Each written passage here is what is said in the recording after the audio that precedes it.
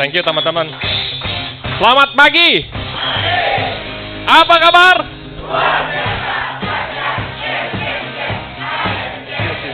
Oke.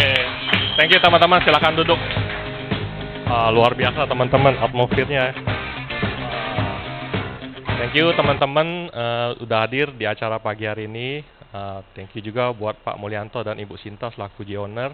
Dan tentu tidak lupa ya, thank you pada Coach Efung ya, udah ngundang saya ke acara ini ya. Padahal Coach Efung tuh ngundang saya tuh udah dari tahun lalu loh. Dia konsisten banget. Pas ngundang saya bilang, aduh kok nggak bisa. Tetap dia berapa bulan sekali ngundang lagi, nggak bisa, lahiran anak lah gitu kan, mau operasi gitu kan, operasi kedua, operasi ketiga gitu kan, nggak bisa. Akhirnya setelah saya udah oke nih, bilang oke kok, boleh kok. Akhirnya hari ini ya teman-teman ya, thank you banget supportnya teman-teman. Perkenalkan dulu ya, udah tahu nama saya belum? Belum ya? Norman ya? Mana nih? Mana ya? Oh iya. Nah, nama saya Norman teman-teman. Biasa kalau di kantor tuh suka dipanggil Cuncun. Nah, di kantor tuh ada dua Cuncun, satu Cuncun gede, satu Cuncun kecil. Saya Cuncun kecil. Biasa nama rumah, kalau panggilan nama Mandarinnya Huang Chunsin. Jadi orang panggilnya Cuncun kebanyakan. Nah, mana nih? Nah, Norman tuh lahirnya di Palembang teman-teman. Siapa orang Kitogalo? Oh, nggak ada. Tapi makan pempek suka ya. Lahiran 6 November 85 teman-teman. Sio Kebo. Introvert. Anak kedua dari 3 saudara. Kebetulan dihimpit sama Cici itu perempuan, adik juga perempuan. Jadi sendiri nih laki-laki nih. Gitu. Nah, hidup dari keluarga yang sederhana aja. Nah, SD-nya pun masuk SD Saverius 2. Teman-teman tahu ya kalau Saverius itu Katolik ya teman-teman ya. Nah, pas di SD Saverius 2 ini saya tuh satu sekelas sama leader saya ini yang rekrut saya. Jadi 1 SD 2 sampai 6 itu kelas 1A, 2A sampai 6A sekelas terus. Cuma yang membedakannya adalah kalau dia juara 1, juara 2, juara 1 kebanyakan. Pasti tahu ya teman-teman saya juara berapa. Belakang ya teman-teman ya, karena orangnya nggak suka belajar. Nah, pas di SMP sekolah Saverius Maria itu saya pisah sama leader saya, si Okta namanya. Jadi saya sekolah ini Saverius Maria tuh deket banget dari rumah saya, cuman jalan kaki ke belakang doang, udah nyampe. Nah, pas SMA Saverius 1 Palembang, pindah nih masuk ke SMA, itu tuh saya ketemu lagi sama dia. Jadi kursus Inggris bareng, kursus MIPA bareng, sekolahnya bareng tapi beda kelas. Nah, cuman di pas SMA itulah kita main bareng lagi gitu. Main bareng akrab banget sampai kita bentuk berlima gitu jalan-jalan. Dia tiba-tiba bisa jemput saya ke rumah naik mobil, saya diajak pergi sama dia. Terus kemana? Ke warnet teman-teman. Zaman-zamannya warnet tahu ya, masih zamannya Counter Strike, AOE, ya kan? Nah, pas itu main, nggak lama saya demam berdarah teman-teman, karena kebanyakan di warnet banyak nyamuk. Parah itu. Udah di rumah sakit kagak ada yang datang lagi teman-teman ya. Datangnya kapan? Pas sudah pulang ke rumah baru pada datang gitu. Waduh, teman-teman apa temen ya. Tapi untung datang. Nah, pas di SMA ini tuh akrab banget, ya kan? Tiba-tiba kelas 2 itu karena bisnis papa kolaps, jadi kita pindah sekeluarga ke Jakarta. Nah, dulu papa tuh bisnisnya adalah bangun SPBU, kontraktor ya kan, punya SPBU sendiri itu di daerah Sumbawa. Akhirnya karena kolaps dia jual semuanya, kita pindah sekeluarga ke Jakarta. Nah, pas di Jakarta itu saya tuh didaftarin sekolahnya tuh di SMA Kristen Samaria Kudus. Ada yang pernah dengar nggak sekolahnya? Pernah ya? Karena ini sekolahnya kecil banget teman-teman, hampir nggak kelihatan kalau lewat di Meruya tuh orang nggak pernah lihat. Emang nggak kelihatan namanya gitu, kecil gitu kan. Nah, saya tuh bingung, nih sekolahan kecil banget ya. Karena apa? Waktu di Palembang itu sekolahannya tuh ya, satu kelas itu 40 sampai hampir 50 ya, 45 siswa ya satu kelas. Satu kelas itu ada Satu tingkatan itu ada sekitar 12-13. Banyak banget kan? Nah, pas pindah ke sini, tau nggak teman-teman, cuma 2 kelas, satu kelas isi 20 orang.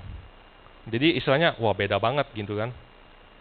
Nah, cuman saya di sini tuh, kalau di Palembang itu juaranya ya belakang-belakang ya. Tapi pas pindah sini teman-teman, saya juara 2 teman-teman. Beda teman-teman, karena saya di Palembang itu kan kalau kursus MIPA kan, ngitung-ngitung-ngitung, kalau guru udah jelasin, saya udah langsung tahu jawabannya. Kita cepet-cepetan gitu kan, udah diajarin cara cepet, cara lambat kan, cepet jawabnya. Nah kalau pas di Jakarta, guru habis terangin, dia jawab, saya langsung koreksi. Bu, itu ada salah bu, gini gini gini. Oh masa? Gini. Oh iya bener. Jadi alhasil ya, rapot saya tuh 9 matematikanya. Tapi biologinya 5 teman-teman. Saya stres loh, PPKN pas di SMA ini ya, hafalannya nomor 1 A, B, C, D, F, G, H, I, J, K, L, M, N, 2 A, B, C, D. Wah, saya nggak bisa tuh PPKN-nya gitu kan. Padahal kalau di Palembang tuh kan, kalau PPKN itu ya, karang bebas teman-teman. Itu nilainya udah 7, 8 gitu. Kalau sini merah terus, saya bingung. Nah, hasil saya masuk ke jurusan IPA karena matematika 9. Nah, pas masuk IPA, tuh saya nggak bisa ngikutin teman-teman. Karena apa? Nggak ada les MIPA-nya lagi gitu. Jadi saya tuh nggak bisa ngikutin pelajarannya kelas 3.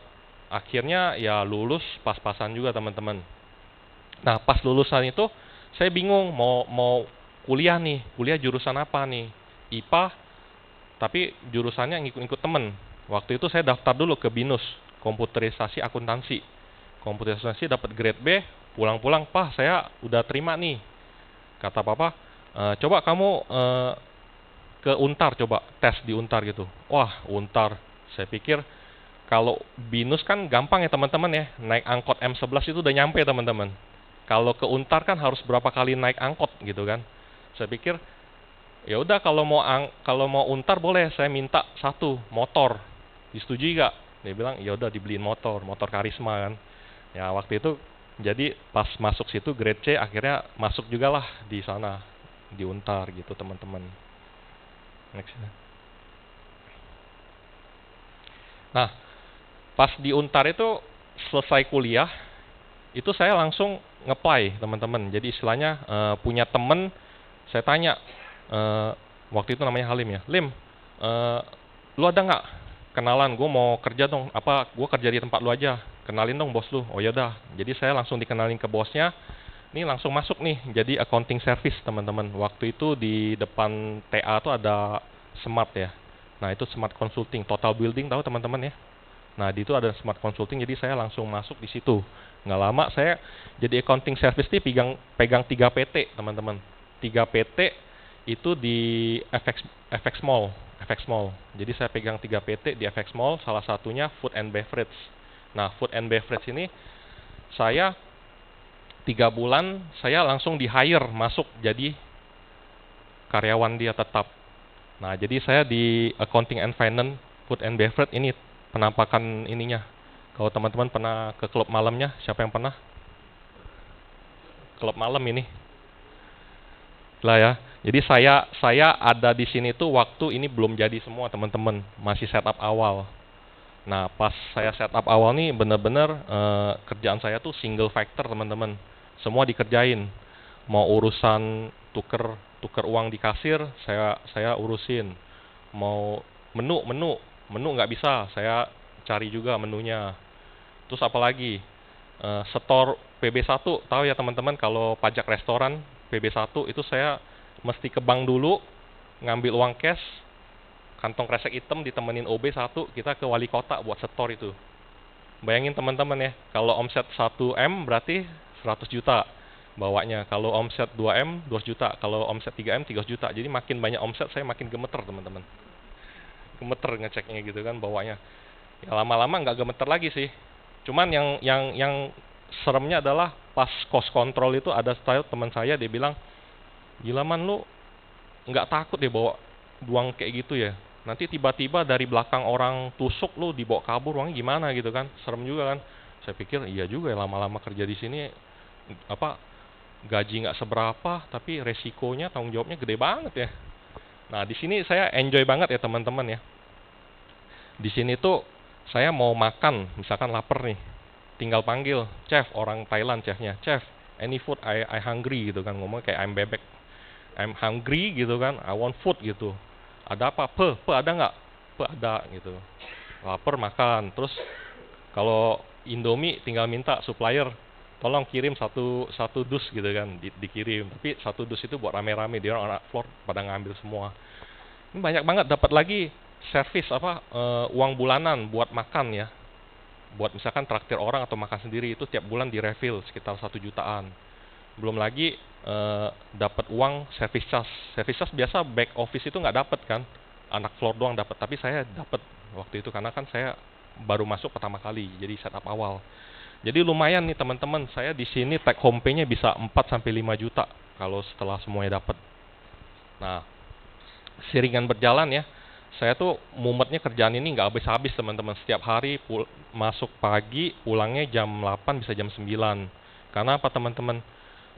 Nungguin tanda tangan giro. Jadi presidir itu tuh kalau datang tuh mereka udah selesai di kerjaan perusahaan yang lama, yang lain baru datang tuh malam-malam. Nah, saya harus nungguin itu tanda tangan karena cash flow itu tergantung dari tanda tangan giro. Belum lagi tanda tangan gironya tuh ada ganti pemegang itu pengurus, ganti lagi orangnya, terus saya harus ngubah lagi gitu. Ngubah lagi itu ribet banget, tanda tangan set A set B. Jadi saya tuh di sini tuh kerjaannya tuh single factor banget teman-teman. Nah, abis dari sini saya tuh langsung nggak lama tuh ditelepon sama kantor auditor Johan Malonda. Nah, waktu itu saya pernah apply, cuman nggak lulus seleksi. Ya kan, saya kan IPK-nya pas-pasan gitu kan. Nah, pas ditelepon tuh saya ditanya, Norman, kamu masih mau nggak kerja jadi auditor di kantor Johan Malonda gitu.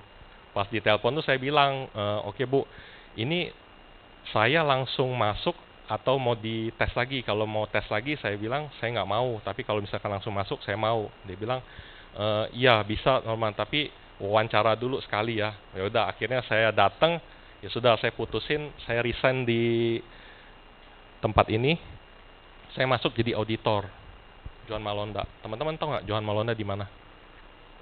Pluit ya, di Emporium tahu?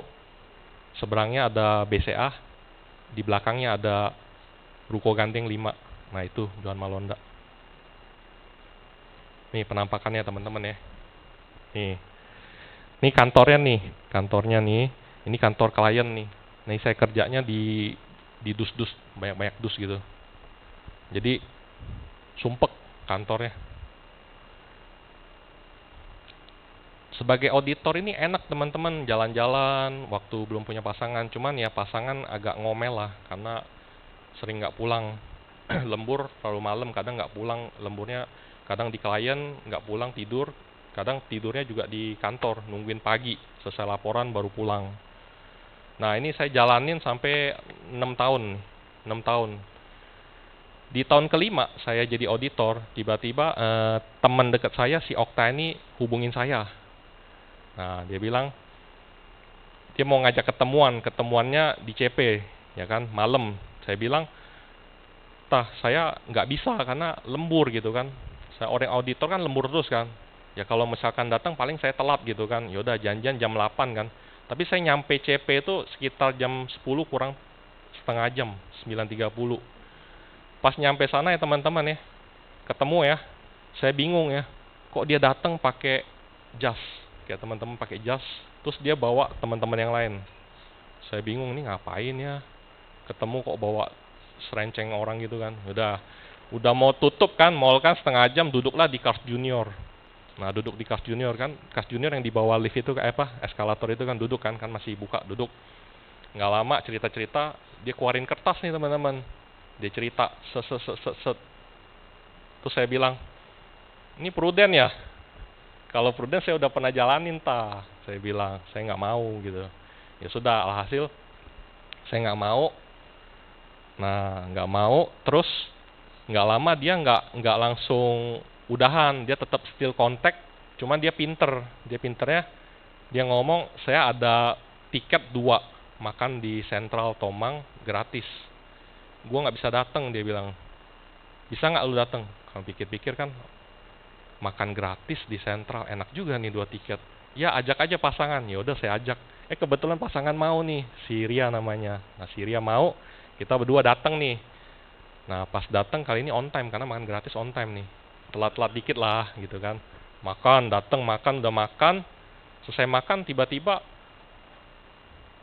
jelasin tahu ya teman-teman apa? BOP. Waduh ada BOP, jelasin prudensial. Waduh, gue bilang nih salah nih kayaknya masuk ngikutin apa acara makan-makan kayak gini kan.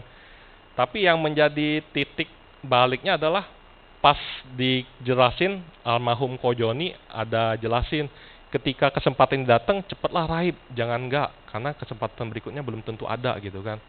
Nah si Ria ini yang tadinya nggak mau, akhirnya lihat dari presentasi itu akhirnya ya udah aku mau jalanin dong gitu, besok aku resign aja ya. Terus dia bilang sama aku, kamu juga resign aja. Wah nggak bisa dong, saya bilang.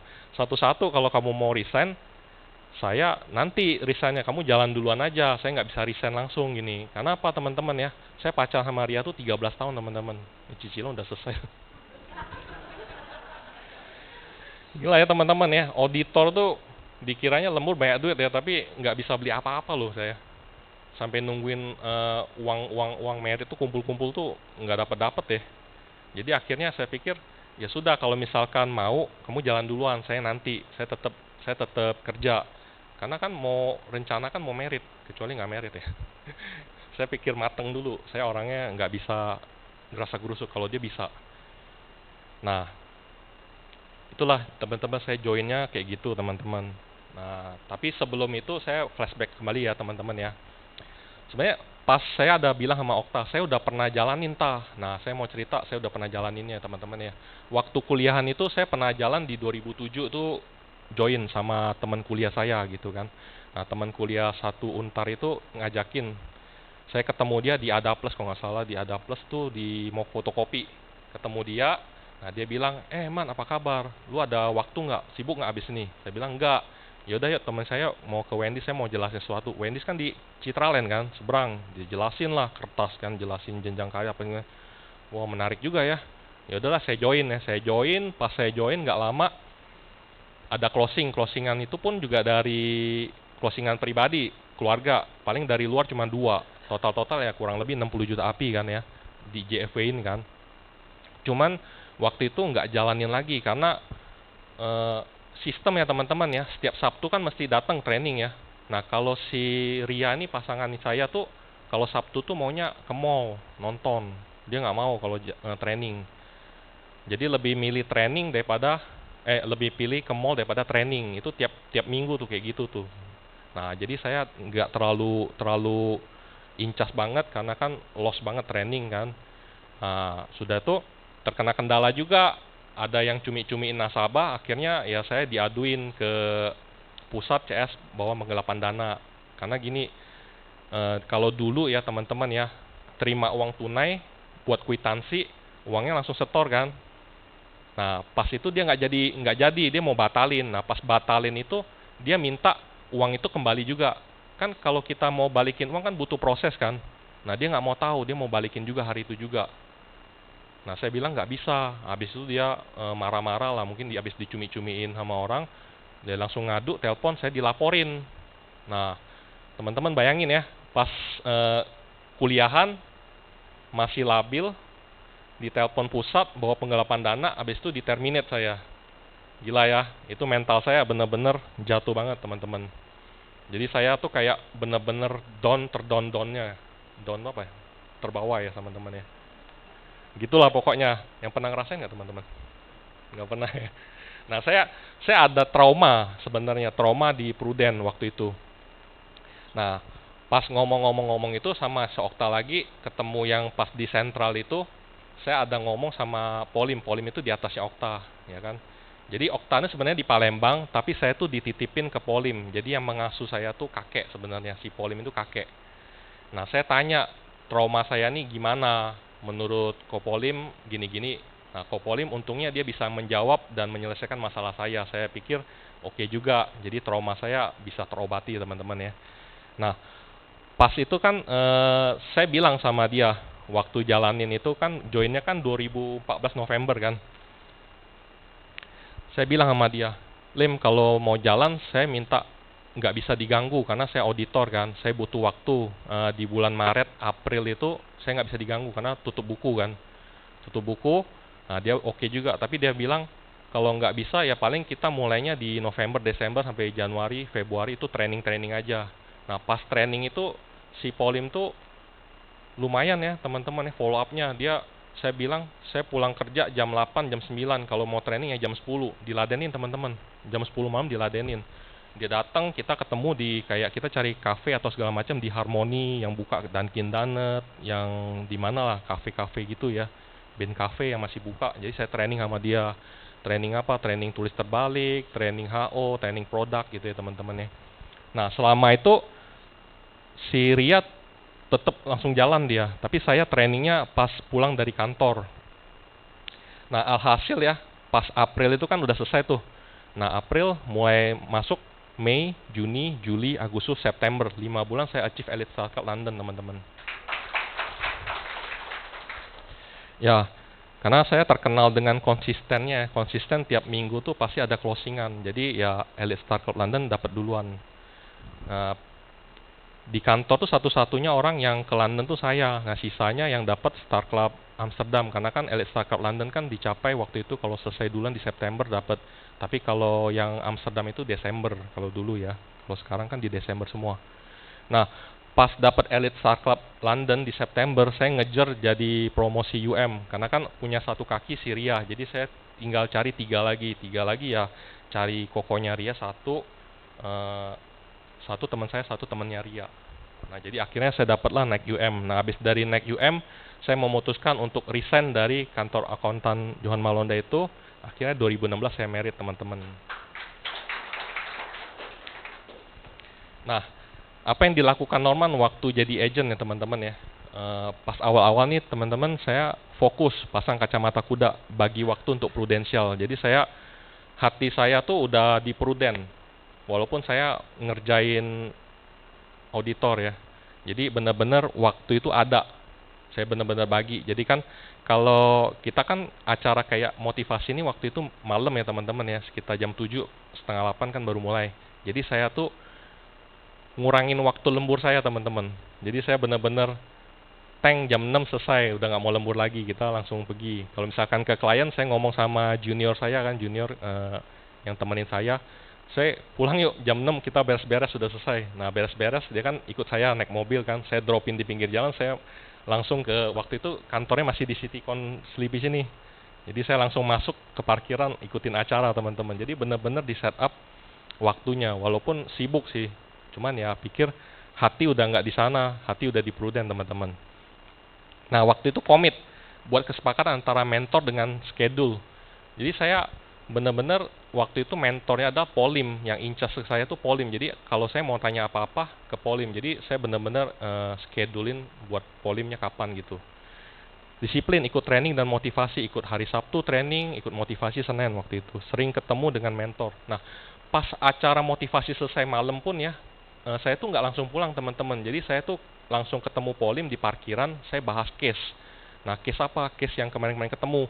Saya bilang, Lim, kalau misalkan kayak gini, jawabannya apa? Terus jalan keluarnya apa? Case-nya begini, ketemu orang udah begini, jawabnya apa? Kayak gitu teman-teman.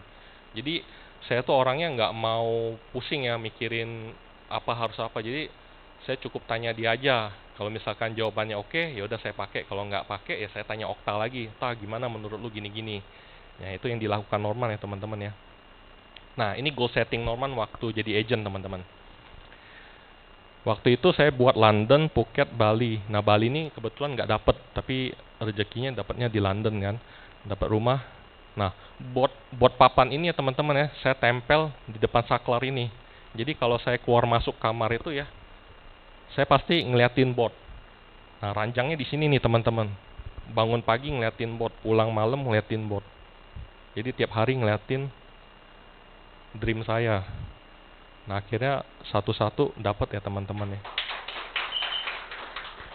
Nah ini acara RTM waktu itu di Citycon. RTM itu Road to Magnificent. Jadi yang bawa waktu itu si Acen ya, siapa ini Acen namanya? Susanto Wijaya. Nah, dia bikin acara ini RTM.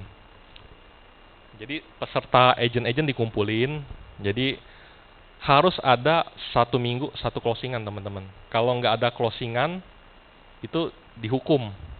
Nah, dihukumnya tuh joget-joget. Abis itu makin banyak pertemuan, ke-6 itu makin berat. Bisa sampai nyebrang jembatan Selipi itu joget-joget, potong bebek angsa pakai atribut batok kelapa gitu, bawa tongkat atau bawa sapu, balik lagi. Itu pokoknya dikerjain banget.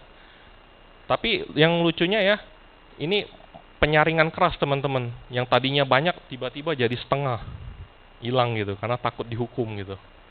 Nah, disinilah karakter Norman one week closing terjadi teman-teman, konsisten sampai hari ini. Karena kenapa ya? Takut ya teman-teman ya. Kan yang ikut 2 nih, Norman sama Ria. Kalau yang closingnya 2 aman. Kalau closing 1 yang dihukum siapa? Norman. Mau nggak mau ya. Jadi ini ya. Nah, balik lagi ya mindset ya teman-teman.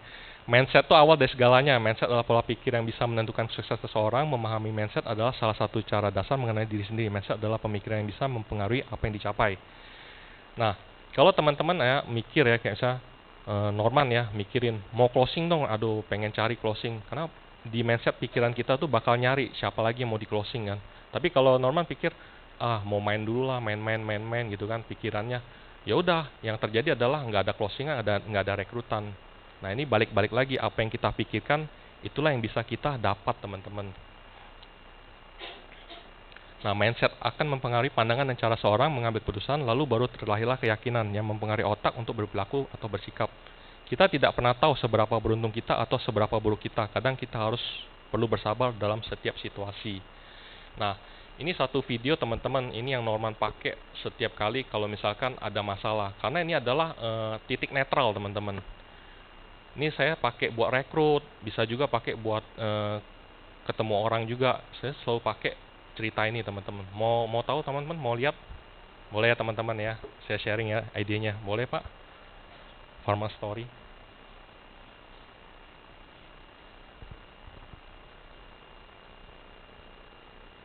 Belum ya? Next. Jadi Farmer Story ini mengenai tentang baik dan buruk itu ada ya Pak? Baik dan buruk itu tidak ada yang benar dan tidak ada yang salah. Kadang kalau misalkan kita berpikir yang buruk, belum tentu hal buruk itu berlaku tidak baik, tapi malahan hal yang buruk itu jadi yang baik buat kita ya teman-teman. Silakan teman-teman nih.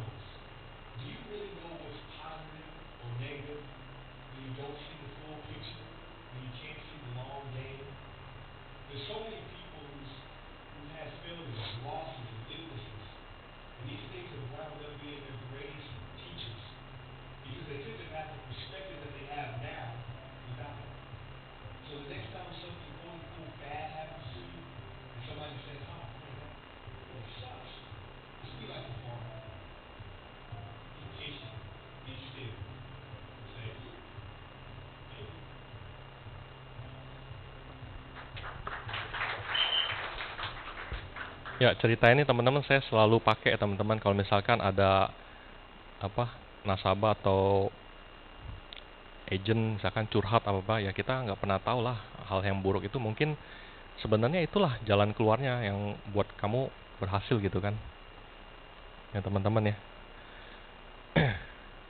Action ya teman-teman ya, terlahir dari mindset dan keyakinan, sikap yang diambil untuk menentukan segalanya ke depan dan dengan mental dan kuat dan berdoa teman-teman ya. Jangan menunggu waktu yang tepat untuk melakukan sesuatu karena waktu tidak akan pernah tepat bagi mereka yang menunggu ya teman-teman. Jadi kan sekarang ini kan ada campaign, ada apa ya. Norman tuh kejar teman-teman. Apapun yang bisa dikerjakan, dikerjain kayak repricing lah. Kita kan kalau nunggu kan kita nggak dapat API, misalkan kita nggak dapat bisnisnya. Kalau kita nggak rekrut juga kita kan ya nggak berkembang ya teman-teman ya. Kita nggak belajar juga kan. Justru kan kalau misalkan Norman pikir gini teman-teman ya. Sebenarnya kalau kita mau selling pun nggak dapat pun itu jadi bahan pelajaran kita ya kan. Makanya Norman pikir itu nggak ada yang baik, nggak ada yang buruk ya. Sesuatu tuh pasti terjadi karena hasil kerja keras kita ya teman-teman ya. Nah, kenapa prudensial teman-teman ya waktu itu? Norman lihatnya dari sisi income. Prudensial tuh ibarat gunung emas teman-teman yang diambil atau tambang oleh siapapun, tapi ada syarat dan ketentuan berlaku. Teman-teman lihat kalau misalkan ada pencapaian-pencapaian ada pasti ada syaratnya ya teman-teman ya, bisa lihat mungkin berapa API, produk apa yang dijual harus dapat kayak iPad yang sekarang ini kan harus jual produk syariah ya teman-teman ya baru dapat ya kan. Nah terus kalau mau achieve Start Club butuh berapa kan API-nya. Nah, kalau mau naik naik apa AAB, naik AB berapa kan ya. Nah ini ada syarat dan berlakunya teman-teman ya dari segi income. Percepatan income teman-teman dalam 5 tahun bisa capai 100 juta per bulan. Ya ini dulu 5 tahun, sekarang ada nggak lebih cepat? Setahun apa 2 tahun ada ya teman-teman ya. Kalau penjualannya tinggi banget tuh 100 juta teman-teman ya. Nah terus dari segi bangun bisnis mulai dari nol bukan dari minus ya. Teman-teman kalau ujian ada yang disuruh bayar nggak? Nggak ya kecuali retaker ya. Nah mungkin nanti bulan depan ya teman-teman ya. Itu AAJI, ASI harus bayar dulu. Karena kan subsidinya di belakang. Kalau yang sekarang kan subsidinya depan. Kalau misalkan nanti bayar dulu, kalau ada closingan nanti dibalikin duitnya. Nah dari segi waktu, fleksibel dan banyak waktu kan. Ini Norman aja kemarin nggak ngapa-ngapain loh teman-teman, serius. Lahiran anak, operasi 2 kali, ya kan. Udah ini kan. Tahu-tahu naikin 1 AB, naikin 1 AAB gitu kan. Banyak waktu nggak? Banyak teman-teman. Tergantung dari kita mau settingnya seperti apa gitu kan. Nah sebenarnya yang dilakukan Norman waktu tahun lalu tuh sering-sering kontak-kontak yang agent misalkan yang mau naik ya tetap dipepet terus misalkan diajak ngobrol.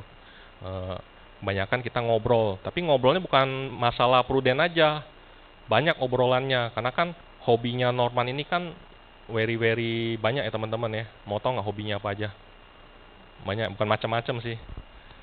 Beyblade tahu teman-teman? Main Beyblade main, Pokemon Cup main, Lego main, diecast main, hewan juga main, banyak deh teman-teman. Jadi apa yang dibicarakan ya itu semua. Jadi dianggap temen, deket banget jadi. Ada satu sikon lucu banget ya teman-teman ya.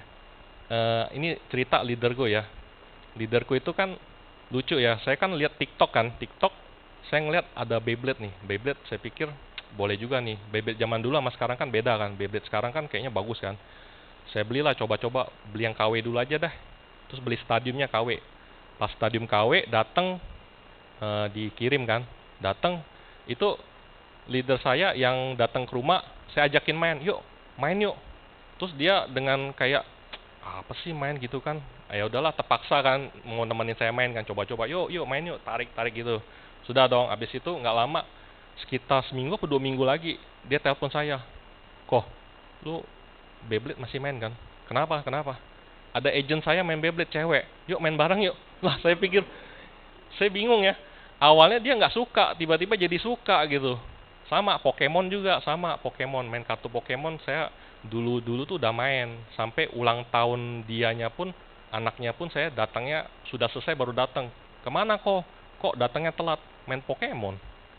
Ya udah, main Pokemon akhirnya Sekarang malah dia cari saya, kok main Pokemon lagi yuk. Lu kan main Pokemon lagi yuk, yuk main yuk. Kenapa? Ini agent saya nih, teman-teman saya pada main Pokemon, karena kan Gen Z kan main semua kan. Ya udah mau nggak mau ya saya incas. Jadi saya sekarang tuh kayak bentuk satu komunitas main kartu Pokemon tuh di Serpong gitu. Jadi saya seminggu sekali tuh incas temenin dia. Nah, gitu teman-teman ya. Karena saking banyaknya waktu, hobinya banyak teman-teman ya. Tapi jangan lupa ya teman-teman ya. Saya tetap konsisten teman-teman tiap minggu closing. Nah, start from base. Agent telur fresh from the oven. Don't think too much. Jangan banyakkan pikir. Waktu itu saya nggak banyak pikir teman-teman. Ya udah jalanin aja apa yang dikatakan Polim. Ya udah. Lim gimana? Saya kan males pikir ya. Ya udah Lim gimana Lim? Karena kan pikiran saya tuh udah di auditor udah banyak. Ya udah tinggal saya tanya Lim gimana? Berikutnya gini-gini. Ada masalah apa? Saya pakai sistem ini teman-teman ya. Kalau misalkan dulu kan di auditor ada klien tanya, ini gimana mengenai ini, hal ini. Saya bilang saya nggak bisa jawab sekarang, saya tanyakan atasan saya ya Pak, Bu, nanti kalau misalnya ada jawaban saya follow balik ke Bapak ya. Nah saya pakai cara itu. Jadi kalau misalkan ketemu klien nggak bisa ya saya skip dulu, saya tunda, saya catat pertanyaannya apa, saya bawa ke Polim, tanya, saya balik lagi. Alhasil dia terima tuh teman-teman, ada closing juga. Just follow aja, ikutin aja apa yang dilakukan. Nah misalkan dia kan closing pakai cara itu, ya udah saya ikutin aja gitu. Just do it, lakukan aja teman-teman. Agent adalah tanggung jawab baru seorang leader untuk dibentuk menjadi lebih baik, akan tetapi itu semua pilihan kedua belah pihak. Nah waktu itu saya ngeliat Polim ya, gila ya, ini Polim kakek leader. Terus saya pulang malam aja mau di trainingin loh teman-teman, dia masih nyempetin waktu buat saya gitu. Saya pikir ya kalau saya nggak serius ya mungkin saya dijitak kali sama Syria. Ini orang udah siapin waktu lo buat lu gitu kan, kenapa lu nggak mau serius gitu kan. Sebenarnya saya kalau disuruh training terus terbalik tuh males banget teman-teman, nggak bisa karena apa teman-teman, nggak kuat hafalan itu doang. Kalau hitungan saya bisa, hafalan itu saya berapa kali nggak bisa teman, saya sampai menyerah itu. Tapi akhirnya bisa juga teman-teman. Nah, before you are leader, success is all about growing yourself. When you become a leader, success is all about growing others. Jadi saya waktu jadi agent tuh saya cepet-cepet dapetin ilmu segalanya apa yang saya perlukan sebelum saya nanti jadi leader ya teman-teman ya. Nah, don't trial error. Kenapa? Karena habis waktunya teman-teman. Karena kalau kita coba pakai cara sendiri misalkan, itu kan belum tentu closing ya. Nah, kalau nggak closing ya habis waktunya. Mendingan saya copy paste aja teman-teman. Use your energy for the good thing ya. Karena sebelumnya pasti leader-leader atas ada yang lebih pintar saat menjalani pro. Jadi praktekkan rumus copy paste aja teman-teman.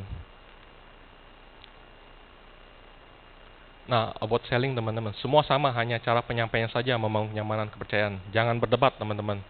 Saya kadang suka lupa loh sampai saat ini. Kadang kita tuh kalau di comparison ke produk yang lain tuh ngerasa tuh yaudah kita harus comparein terus yang mana lebih bagus. Itu karena nggak pernah habisnya teman-teman. Yang mending jangan berdebat teman-teman. Yaudah lu yang bagus aja lah, gua ngalah lah gitu kan ya. Yang penting apa? Ambil hatinya teman-teman.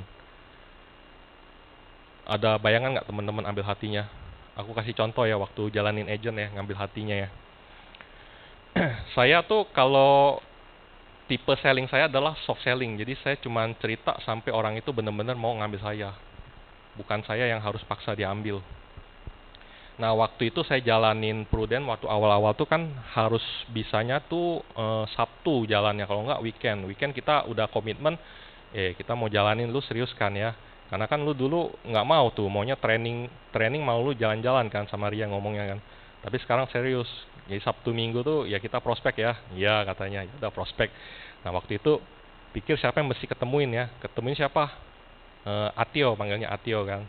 Si Atio ada tinggal di Serpong waktu itu. Jadi saya waktu dulu tinggal di Meruya, masih ke Serpong waktu weekend.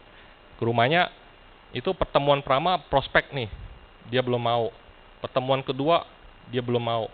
Pertemuan ketiga dia bandingin sama asuransi yang di Siloam Hospital dulu apa ya, Medika ya, Medika apa gitu kan. Ditanya ini comparison gimana, saya balik lagi, saya udah kasih tahu ini yang bagus mana, gini, belum mau. Sampai pertemuan ke-6 teman-teman, tau nggak closingnya gimana? Saya tuh sampai kehabisan ngomongan. Saya lihat di meja dia kecil tuh ada kayak cincin batu gitu kan. Saya bilang, Tio itu apaan batu, kayaknya bagus, mau lihat dong Tio. Oh iya bagus nih, diambil kan.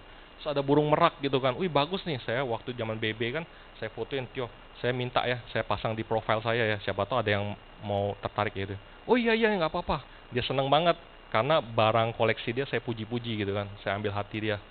Abis selesai ngomong itu dia bilang, oh iya Cun, yang mana mau ditanda tangan ya. Gila gue pikir ya, bulak balik 5-6 kali nggak closing cuman gara-gara batu akik ya. Kalau tau gitu hari pertama aja saya ngomongin batu akik dia ya. Nah, service after selling ya. Service itu saya suka bantu klaiman orang, teman-teman. Jadi waktu awal-awal tuh saya prospek tuh belum closing terus ya. Nah, tiba-tiba waktu ke Palembang ada sekali itu prospek si Koko ya, Koko sepupu. Nah, dia tuh belum mau ambil. Bukan belum mau ambil, dia bilang sudah ada. Nggak mau dia bilang. Nah, hasil saya pulang dong ke Jakarta. Nah, pas di Jakarta sekitar 2 minggu dia telepon lagi. Cun masih di Pruden nggak? Saya bilang masih kok, kenapa? Ini ada dari Cici, itu istrinya ya. Cici punya saudara, kakaknya ya. Itu kena kanker paru, cewek. Usia sekitar 37-an ya. Nah, bisa nggak bantu urusin klaim? Nah, bilang, agennya kemana kok? Agennya udah nggak tahu kemana, nggak urusin lagi. Bisa nggak membantu? Bisa kok, cuma nggak janji bisa keluar nggak. Saya minta data-datanya. Setelah data-datanya saya urus, akhirnya keluar 3 anaknya bebas premi teman-teman, karena kan kanker ya. Nah, akhirnya keluar. Nah, dari bantu orang itulah mulai baru closingan terjadi teman-teman di saya. Nah, closingan pertama akhirnya dari main cupang ya. Saya main cupang, ngambilnya di Selipi sini, saya jual lagi, cuman jasa foto, jual di BB, kejual teman-teman. Jadi cuma numpang lewat doang, dapat duit. Nah, itu saya closingin dia, karena kan saya ngambil barang sama dia, ada kepentingan. Jadi saya closingin dia ngambil, akhirnya 300.000 waktu itu premi. Itu closingan pertama saya ingat banget, main cupang. Nah, habis itu cari frekuensi yang sama agar langgeng. Nah, saya tuh prospek selalu cari frekuensinya teman-teman. Misalkan kayak kita ngomongin apa, pedal, ada main pedal nggak? Tanya. Kalau main pedal kan satu frekuensi. Nah, itu hal-hal yang itulah. Kadang saya tuh diketawain orang, udah gede main Pokemon, main Beyblade, main apa. Justru itu frekuensi teman-teman, kita nggak pernah tahu. Pas ketemu nasabah, ada anaknya, itu lagi ngomong nggak terjadi nggak closing. Saya ngomong sama anaknya, kamu hobi apa? Oh hewan. Oke hewan. Aku ada ini gini hewan. Oh anaknya seneng. Dia lihat anaknya seneng, ya udah closing gitu kan. Jadi saya cari hal-hal yang seperti itu teman-teman. Karena tipenya Ria kan hard closing. Nah, saya soft closing. Jadi istilahnya kombinasinya lah istilahnya. Jadi kalau saya nge-push gitu kan kayaknya kurang. Karena sifat saya tuh ya sampai orang itu mau sendiri gitu. Nggak mau sampai paksa-paksa gitu. Show problem to solve a problem ya. Jadi kalau dia nggak ada masalah ya kita cari masalah dia seperti apa. Kita kasih tahu masalahnya apa gitu kan. Contoh kayak kemarin ya. Aku sharing bentar ya teman-teman ya. Masih ada waktu kan ya. Karena bahan aku masih banyak nih. Gimana ya? Ya udah deh cerita bentar ya. Saya selalu cerita penjualan tuh ada ini ya.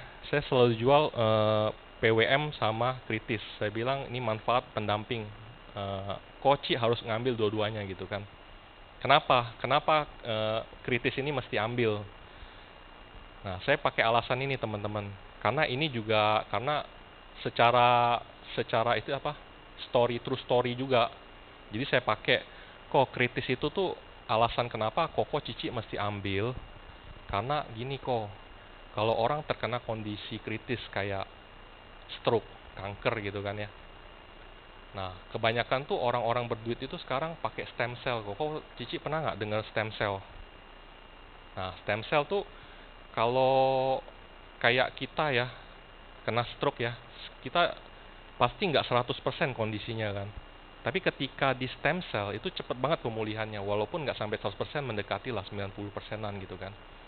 Nah, biaya stem cell kok tahu nggak berapa? Sekitar 400 juta. Itu pun baru sekali, tapi kalau stroke tuh bisa 3-4 kali gitu baru kelar. Kalau kanker itu kalau di rumah sakit grade B itu kurang lebih 800 juta. Tapi kalau kita masuk ke rumah sakit grade A itu udah 1M lebih. Karena rumah sakit grade A ini ngambil dari rumah sakit grade B pasti di markup. Nah, yang pengembang stem cell itu pasti di rumah sakit grade B kan. Nah, jadi butuh dana tuh gede banget gitu. Nah, itu salah satu alasannya kok, Ci. Alasan kedua, Ci, ini baru kejadian loh. Eh, kakak ipar dari kokonya Ria punya istri. Istrinya itu punya koko. Itu orang Medan. Nah, di Medan itu dia terdiagnosa kanker. Nah, dia karena kanker dia kan berobat ke Penang kan. Dia pakai Panin. Nah, waktu itu di Medan itu sistemnya Panin itu rembes. Jadi pas ke Penang itu rembes lagi. Kan biayanya lumayan gede kan ya. Nah, saya bilang ini mengenai cash flow sekarang. Cash flow. Nah, dia tuh sampai bingung. Ini kan kleimannya bisa sebulan 2 bulan baru cair kan. Sementara dia kan nggak punya uang. Nah, uangnya dari mana? Paling pinjam orang dulu kan. Nah, inilah justru tujuan dari ambil kritis ini adalah buat cash flow-nya teman-teman. Kalau ketika terdiagnosa kanker, nah uang ini turun nih, bisa dipakai buat perputaran reimbursement ini ya. Nah, jadi saya bilang mungkin di Prudential rumah sakit banyak yang rekanan ya, kita pakai cashless. Tapi ada nggak beberapa rumah sakit yang harus reimburse nggak rekanan? Ada ya teman-teman ya. Contohnya kayak nasabah saya ada juga yang kanker paru ya, dari ginjal, tumor ginjal ke kanker paru. Itu dia nggak mau berobatnya ke Malaysia. Saya tawarin, kok ini rumah sakit rekanan aja kok, biar nggak kena multiple kali 2 gitu kan. Dia bilang nggak mau, saya dengar orang ke Futa, Guangzhou itu sembuhnya bagus, sudah sembuh sekarang. Dia mau ke Guangzhou. Oh yaudah kalau gitu nggak apa-apa kok, cuma aku kasih tau dulu kena multiple kali 2 ya kok, karena nggak rekanan. Akhirnya dia berangkat. Nah, dia kan pasti cashless dan 300 juta kan. Kalau kita tadinya dia ada ambil kritis, otomatis kan dia punya uangnya kan buat perputaran cash flow-nya gitu teman-teman. Jadi alasan itulah saya pakai teman-teman. Nah, alasan dia mau ngambil nggak ngambil terserah, yang penting saya udah kasih tahu, infoin gitu kan. Nah, itu teman-teman ya. Don't be an annoying partner. Jadi jangan buat kesel partner kita ya. Kadang tuh awal-awal jalanin itu kan saya sama Ria itu kan agak bentrok. Dia mau ngomong A, saya ngomong A. Dia ngomong B. Jadi kayak dua-duanya mau ngomong gitu kalau mau prospek kan. Jadi kita saling itu istilahnya nurunin tensi lah. Jadi jangan sampai giliran gua giliran gantian. Jadi kalau dia ngomong saya diem. Nanti kalau misalkan tiba waktunya dia senggol kaki saya udah tahu kodenya. Oh ya, berarti saya ngomong gitu. Begitu ya teman-teman ya. Ada yang jalanin berpasangan teman-teman? Nggak ada. Ada ya. Nah, ini teman-teman garis kehidupan ya teman-teman ya. Ini ada 3 garis teman-teman. Garis pertama itu garis yang naik ke atas win, di mana orang-orang yang selalu menang. Dapat Star Club lah, udah achieve target segala macem ya. Lalu ada garis kedua, ini garis lose. Garis orang yang udah berusaha. Gue udah prospek, belum closing. Gue udah rekrut tapi belum dapat rekrutan. Dia selalu mencoba tapi selalu lose katanya. Nah, terus ada satu garis lagi, itu not trying teman-teman. Ini orang nggak mau ngelakuin apa-apa, cuma menunggu aja teman-teman. Nah, dari ketiga garis ini teman-teman pilih yang mana teman-teman? Win ya. Nggak ada yang pilih loss nih? Ada ya. Kalau Norman pilih loss teman-teman. Walaupun sudah achieve, saya pilih loss. Kenapa? Karena saya selalu beranggapan saya selalu prospek orang, saya mau rekrut orang, walaupun belum berhasil rekrut, saya tetap mencoba terus. Walaupun saya udah achieve target nih sampai Desember pun, saya tetap lakuin loh teman-teman yang the best. Karena apa? Kita nggak pernah tahu ya apa yang kita lakukan sekarang ini akan panen di tahun depannya teman-teman. Jadi jangan pernah lakukan stop, lakukan terus teman-teman. Karena apa? Ketika kita win ini biasanya orang euforia teman-teman. Kalau sudah euforia lupa. Sudah istilahnya lupa mesti ngapain gitu. Nah, jadi teman-teman menurut Norman selalu pilih loss. Jadi apapun keadaannya teman-teman lihat pasti Norman selalu ada closingan tiap minggu teman-teman. Nah, ini materi terakhir ya teman-teman ya. Production Club consistently every year. Saya singkatannya HERO teman-teman. Hanya hope, E-nya efisiensi, R-nya resiliensi, O-nya optimis. Hope itu apa? Keinginan kuat untuk berhasil. efisiensi, percaya diri untuk sukses, resiliensi, semangat bangkit dari kegagalan, dan optimis positif memandang masa depan. Jadi tiap tahun tuh Norman pasti dapat klub, teman-teman. Mau dari prestasi produser maupun dari leader ya teman-teman ya. Karena apa? Keinginan kuat untuk berhasil, teman-teman. Jadi belajar dari Bill Porter ya. Teman-teman tahu Bill Porter, film Bill Porter? Dia tuh terlahir dengan cerebral palsy, kondisi lumpuh karena otak yang terluka. Jadi kayak gini loh, agak gitu jalannya kan. Sejak lahir tangan kanannya hampir nggak berfungsi dan komunikasinya lisan selalu sulit. Porter bekerja keras dan menyelesaikan sekolah menengah serta mendapatkan ijazahnya. Namun dengan hope yang kuat ia berhasil menjadi penjual waskin nomor 1 di wilayah barat laut ketika itu. Ini ada filmnya teman-teman ya. Lalu belajar lagi dari Joe Girard. Dibesarkan di daerah kumuh oleh seorang ayah mafia kelas teri, berkali-kali ditangkap polisi karena mencuri dan tindakan kriminal. Frustasi, patah semangat, kehilangan kepercayaan diri sempat membuatnya limbung. Namun dengan hope yang kuat, ia berhasil mencatatkan diri sebagai world genre's greatest salesman menurut Guinness Book of the World Records ya. Nah, belajar lagi dari Chris Gardner. Teman-teman pasti tahu nonton film ini. Pursuit of Happiness. Pernah nonton ya? Nah, ini lahir di Milwaukee, Wisconsin pada 9 Februari 1954 dengan nama lengkap Christopher Garner. Kehidupannya dimulai dengan dalam kondisi yang sangat memprihatinkan. Dia satu-satunya anak laki-laki dalam keluarganya yang diasuh oleh orang tua tunggal yaitu ibunya. Dengan hope yang kuat ia mampu merubah dirinya yang homeless menjadi salah satu pengusaha terkaya di Amerika ya. Ini ada filmnya, mau tampilin nggak teman-teman nih? Boleh teman-teman ya, lihat dulu ya.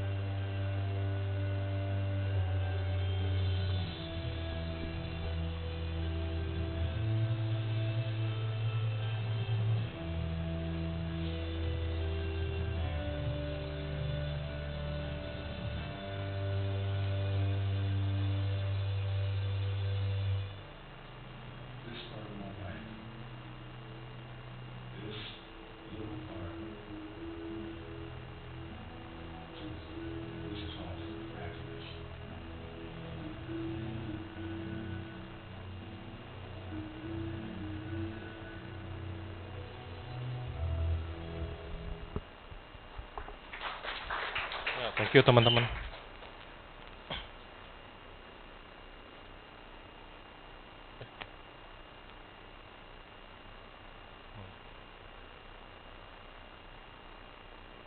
Mana ya? Boleh tolong nggak back?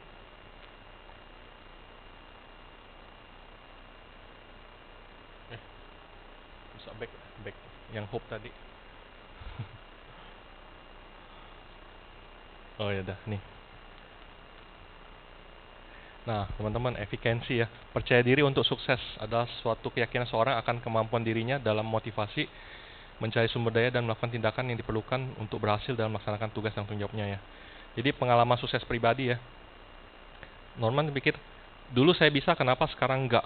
Kalau misalkan dulu pas zaman-zamannya agent dapat Elite Star Club London, kenapa enggak berikutnya tahun-tahun ke depannya tuh enggak dapat Star Club lagi kan? Karena kan ketika orang sudah achieve pernah sekali Star Club pasti bisa diulang terus kan ya teman-teman ya. Nah, dulu pernah kelas SD naik kelas SMP, dari kelas 1 naik kelas 2. Nah, pas kelas 2 waktu kita mau jalanin ujian, kita kan pasti pikir lagi. Nah, dulu kan pernah ujian kelas 1 naik ke kelas 2 gitu kan.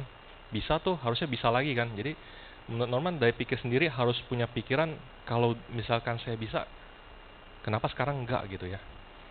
Pengalaman sukses orang lain, kalau dia saja bisa, kenapa saya tidak? Banyak kan orang teman-teman yang lain, ada yang dapat Star Club, ada yang promosi gitu kan.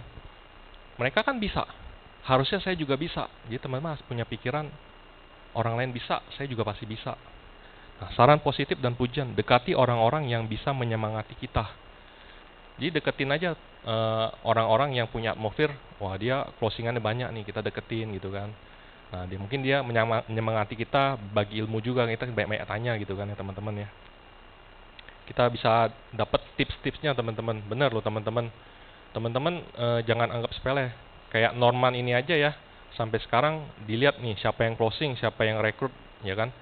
Saya deketin, tanyain gitu. Saya minta bantuannya, gimana dong, lu gimana gini-gini. Nah, teman-teman juga boleh praktekin ya teman-teman ya. Resiliensi, semangat bangkit dari kegagalan. Bouncing back and beyond, bangun dan kembali bangkit. Resiliensi yaitu suatu bentuk adaptasi positif dalam menghadapi kesulitan dan tantangan, mampu bertahan, mampu bangkit dan kembali. Hindari pikiran negatif saat gagal, temukan solusi atas kegagalan, tetap fokus dan tenang meski saat stres. Nah, balik lagi dong Pak.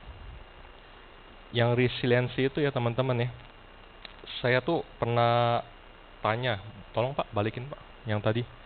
Saya tuh pernah tanya loh sama coach waktu itu. Saya bagi tips ya teman-teman ya. Saya ada waktu itu coach ya. Saya tuh, dia tanya ada pertanyaan nggak? Saya bingung kan, saya akhirnya tanya.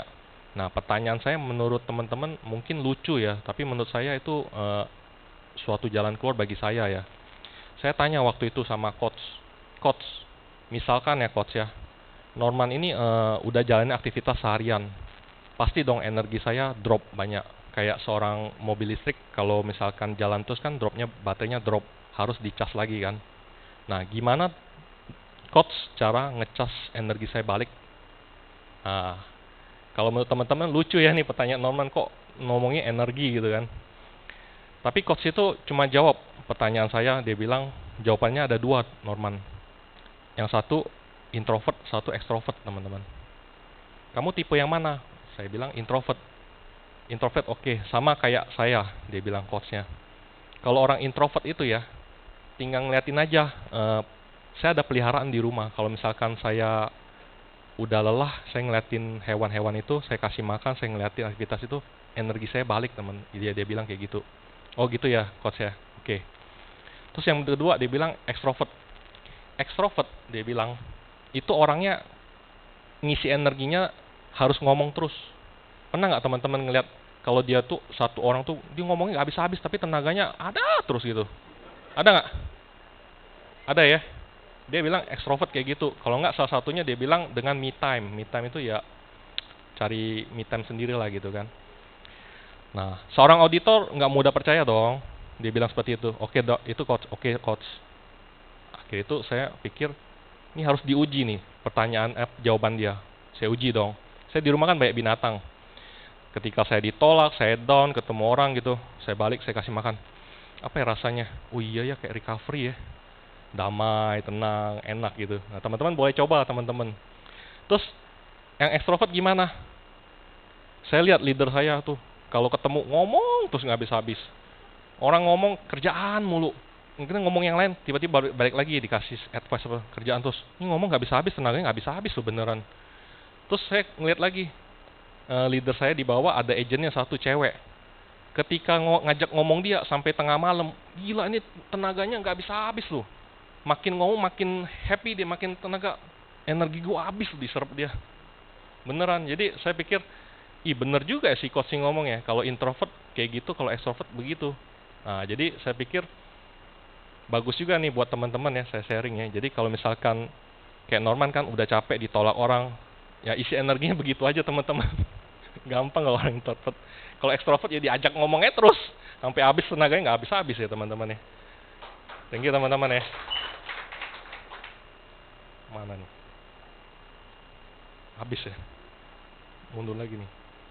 Saya nggak bisa balikin nih. Udah ya. Nah, manusia tuh dapat berkembang kalau dia mengalami hal yang positif teman-teman. Buat dia mengenang masa-masa kemenangannya seperti lahiran anak, juara kelas, menang kontes, dan lain-lain. Mulai dulu dari hal yang kecil secara konsisten nanti akan dapat yang besar dengan sendirinya. Kebiasaan dan mendapatkan klub akan menjadi kebiasaan. Ini benar ya teman-teman ya. Tiap kali Norman mikir ya, harus mikirin hal-hal yang positif teman-teman. Kayak kelahiran anak, saya berhasil nih dapat anak kedua kan. Itu menjadi achievement saya. Kok dengan yang hal-hal yang seperti yang sepele ini kok nggak bisa gitu, kayak ada dapat Star Club lah, MYLC lah, NLC, itu kan hal-hal yang bisa dikejar gitu. Saya pikirin lagi, kok dulu pernah menang, kok menang kontes ini, pernah apa, menang ini, harusnya bisa dong. Bisa loh teman-teman. Jadi menangin dulu lah hal-hal yang kecil, kayak kontes makan-makan, angpau kecil-kecil, selalu dapat consistently. Terus apalagi dari pusat, kecil-kecil aja dapat, lama-lama dapat kok teman-teman. Star Club kayak gitu teman-teman ya. Jadi paling itu aja dari Norman. Jadi teman-teman stay konsisten, stay humble teman-teman. Good luck teman-teman. Salam dari Norman. Terima kasih. Thank you.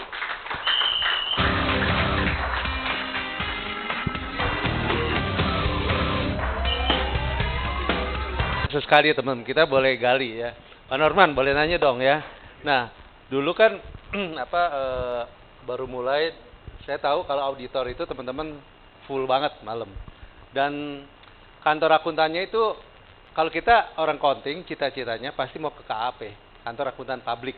Nah, salah satunya Johan Melanda itu, ya kan? Itu dosen saya gitu kan dulu.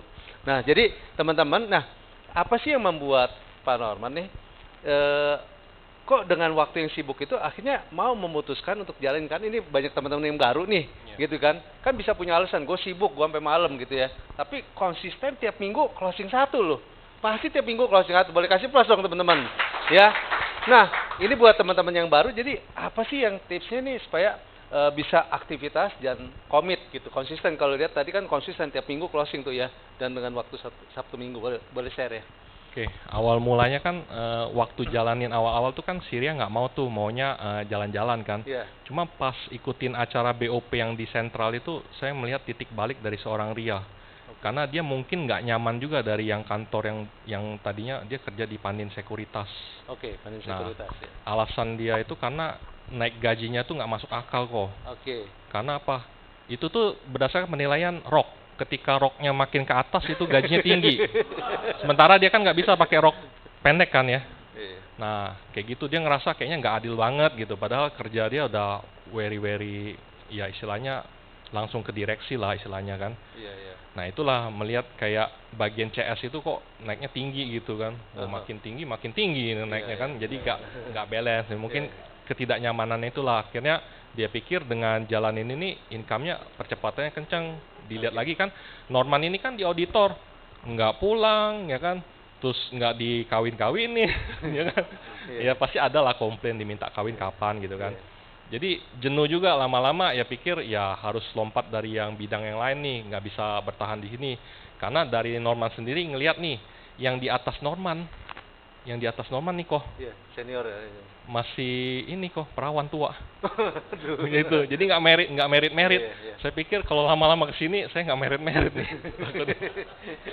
Jadi pikir-pikir, sudahlah ada baiknya juga dia sekarang mau jalanin kan. Ya udah, Iya. tapi saya komitmen ya kamu jalanin dulu. Saya mau lihat ada kesungguhan nggak dari kamu. Kalau saya mah fleksibel teman-teman. Kalau mau jalan ayo. Karena kan saya udah dapat basicnya. Saya tahu setiap Sabtu tuh masih training. Nah, kenapa harus training? Karena dari situlah kita banyak dapat istilahnya pengetahuan dan bisa diaplikasiin. Nah, habis itu ya sudah jalan-jalan, nggak sengaja dibuatlah acara RTM itu kok sama si Acen itu. Nah, itu yang buat trigger. Di sana tuh saya dibully abis-abisan teman-teman. Iya, iya. Pas itu tuh pokoknya ditantang sama si Acen, pokoknya kalau lu nggak achieve ini, nggak selesai ini, lu harus merit juga ditantang tahun ini, kalau nggak apa gitu kan. Udah dia bilang, lu telanjang ya di perempatan Selipi ini telanjang. Gila, gue bilang, serius lu? Dicengin satu, kayak teman-teman ngecengin saya nih. Waduh, saya dibully kayaknya. Kok kayaknya si Ria nih diemaskan gitu kan. Saya dibully, akhirnya ya udahlah, mau nggak mau ya saya jalan lah gitu kan. Makanya triggernya ada ketakutan juga kan kalau nggak nggak ada closingan disuruh dikerjain juga kan. Nah, akhirnya jalan, ya dia ngikutin sistem segala macam. Akhirnya ya puji Tuhan kita kompak belajar terus. Akhirnya tandem, saling mengalah, saling mengisi. Akhirnya bisa jalanin terus sampai dengan saat ini gitu. Oke, luar biasa. Oke, nah biasanya kalau orang introvert untuk acara-acara itu pasti dihindarin biasanya. Biasanya kecuali orang kuning ya, orang ekstrovert Iya. dia makin semangat, makin seru. Biasanya kalau saya ketemu, biasanya orang introvert udah langsung udah defend biasanya. Benar. Udah defend dan dia mundur. Nah, tapi seorang Panorman ini kenapa kok padahal kan nggak nyaman pasti di situ kan. Iya. Tapi kok mau di situ? Jadi pas awal-awal mulai tuh disuruh datang kan ke acara motivasi, saya duduknya paling belakang di ujung. Orang introvert. Sendirian. Saya mau cek ombak. Saya mau lihat cek ombak apa sih ini acara apa gitu kan. Saya cek ombak duduk belakang. Oh begini acaranya. Oh ya dapatlah sekitar 1-2% itu masuk gitu kan. Disuruh datang lagi, ya udah dateng gitu. Lama-lama kok bagus juga ya. Ketemu pas bener-bener kayak pembicaranya klop gitu kan. Sudah akhirnya ya udah kayaknya boleh juga ya, hatinya mulai kesini nih lama-lama, walaupun dulu trauma nih kok yang cerita awal itu kan. Akhirnya Syria support, kalau dulunya nggak support, ini kan sekarang disupport gitu kan. Ya saling support, kebetulan juga. Nah, tapi pertanyaannya kan waktu di acara apa namanya TVM ya, apa ya? RTM. RTM itu kan benar-benar itu kan digembleng abis tuh. Bener Kalau loh. kita namanya dulu pernah namanya di elit namanya dulu apa namanya? Bukan TP apa? Yang itu juga sama, nanti kalau kalah kita turun dulu kan ke lantai Ya. 43 tuh ya. Ya. Nah, tapi biasanya orang introvert tuh untuk acara-acara kayak gitu dia hindarin. Berarti nggak sampai habis hilang tuh ya. Iya. Nah, tapi kenapa akhirnya Pak Norman tuh kan tadi setengah tuh hilang tuh kan.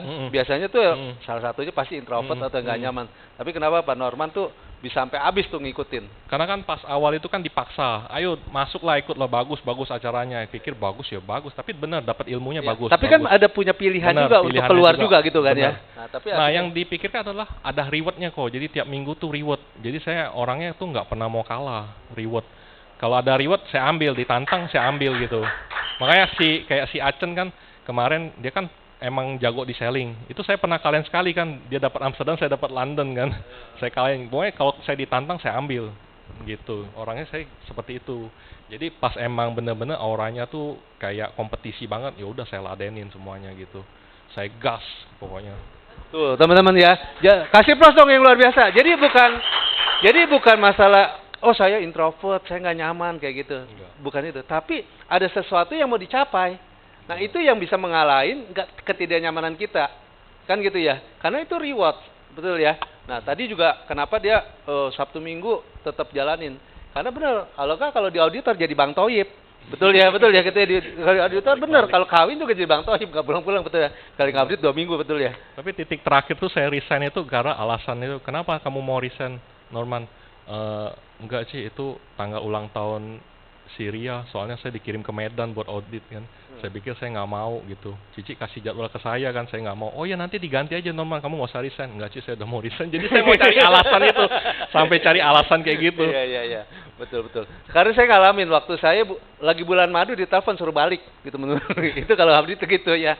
Jadi teman-teman, temukan kenapa teman-teman mau join di Prudential. Itu yang bisa mengalahin semua keterbatasan waktu atau apapun. Ya kan tadi Senin sampai itu kan sampai full gitu ya. Trainingnya leader ketemu leader. Kan ada dua peran leader dan peran agent. Kalau leadernya mau, kalau agentnya nggak mau juga bisa. Iya. Betul kan ya? Jadi dua-duanya sama. Dari udah kerja pulang malam ketemu leadernya. Betul, jam berapa tadi? 9:30 ya tadi? Iya, jam malam sih Bu. Malam tuh. Jadi mau nggak? Jadi kan kita mundur satu langkah untuk lompat lebih jauh. Coba kalau tidak mundur satu langkah, akhirnya jadi tetap aja ngaudit, bener ya? Bener, tetap aja waktu situ kan? Jadi bujangan tua. Jadi bujangan tua, bener. Padahal orang ganteng begini jadi bujangan tua gitu kan?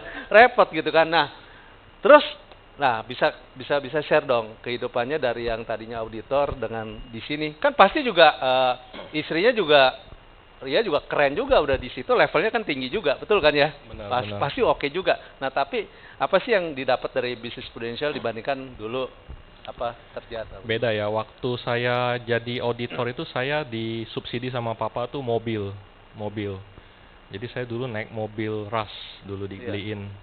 Nah, tapi seketika saya dapat penghasilan, saya mobil tuh juga udah nggak dipakai lagi. Jadi saya memutuskan istilahnya beli sendiri. Waktu itu beli mobil Honda HR-V, itu pun dengan cicilan teman-teman. Saya beraniin diri, walaupun waktu itu masih berat itu. Oke, luar biasa. Jadi saya percaya dengan adanya macan di belakang cicilan, makan bergerak kan. Akhirnya bergerak juga teman-teman. Saya tetap closing, tetap naik tingkatan, terus akhirnya lama-lama mulai itu lunas, akhirnya ganti mobil lagi, lebih upgrade, lebih gede lagi, terus mulai beli rumah, beli apartemen gitu teman-teman.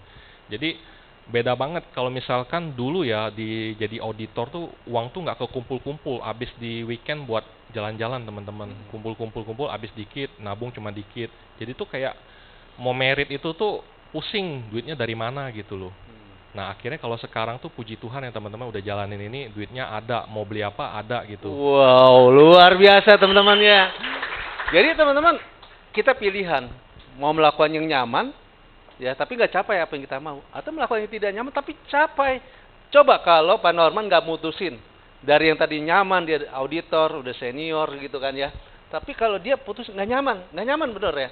Kita pulang jam 10, orang lagi tidur, dia training, betul kan ya. Sabtu Minggu orang lagi pacaran, nonton, itu nggak nyaman. Tapi nggak kenyamanan itu kan nggak lama, ya kan? Nggak nyaman berapa tahun, daripada kita pilih nyaman tapi nggak nyaman terus seumur hidup. Tapi nggak nyaman sebentar, tapi lihat hidupnya, ya kan? Bisa beli rumah, beli mobil, upgrade segala macam, kehidupan mau beli apa aja ada, betul ya? Bayar Sekali harga, lagi, bayar harga kok. Bayar harga betul, semua ada bayar harga. Kita kalau ke food court aja bayar harga, pilih harga, mau makan yang enak bayar lebih mahal, betul kan ya gitu ya? Sama dengan kehidupan. Pak Norman ini udah bayar harga, tapi dengan ini dia punya waktu yang fleksibel, ya luar biasa. Boleh penutup dong buat teman-teman yang baru nih, kasih closing statement ya. Ya. Teman-teman, waktu tuh nggak pernah banyak teman-teman. Setiap tahun itu pasti nambah usia teman-teman. Pastikan teman-teman berikan yang terbaik buat kehidupan teman-teman ya. Walaupun Norman nih pikir ya masih ada banyak waktu, tapi belakangan ini tuh padat, sibuk banget. Saya pernah ngomong sama Syria, aduh yang ini aku lagi sibuk banget gini. Ada ini, nanti kamu bantuin ini ya. Kamu ya bersyukurlah udah dikasih kerjaan banyak gitu. Oh ya udah, saya bilang begitu. Jadi buat teman-teman ya, kalau dikasih kerjaan banyak, dapat orderan, dapat closing, dapat rekrutan, teman-teman jangan mengeluh ya teman-teman ya. Saran dari Norman tetap aktivitas, kalau belum tetap berusaha, pasti datang teman-teman. Thank you teman-teman. Investasi waktu ya. Oke. Sekali lagi teman-teman boleh bangkit berdiri, kita kasih plus yang luar biasa. Keren banget sharingnya ya.